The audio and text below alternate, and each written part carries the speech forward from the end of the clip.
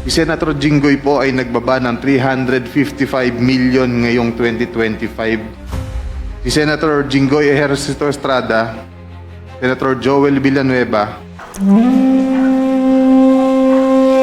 ako po si Bryce Erickson Hernandez, dating Assistant District Engineer ng Bulacan 1st District Engineering Office. Ako po ay na-contempt kahapon sa Senate Blue Ribbon Committee. Habang ako po ay nakadetain, kapag-isip po ako at nagdesisyon na maglabas ng ilang nalalaman ko sa flood control project base po sa aking natatandaan sa ngayon. Tama po si Senator Lacson na ang mga engineers ng DPWH ay tila naging legman o bagman na lang.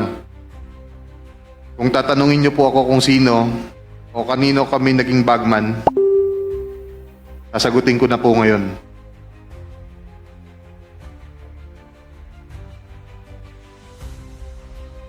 Sabi ni Senator Marcoleta kahapon, ligtas ka na. Hindi po ito totoo. Si Senator Jinggoy Ejercito Estrada, Senator Joel Villanueva, Yusek Robert Bernardo, at D. Alcantara.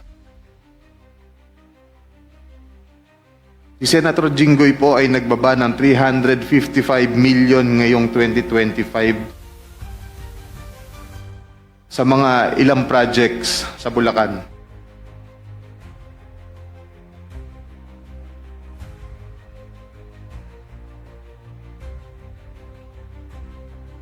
At ang sabi po ng boss ko dito ay 30% ang commitment dito. Ang mga projects po na to ay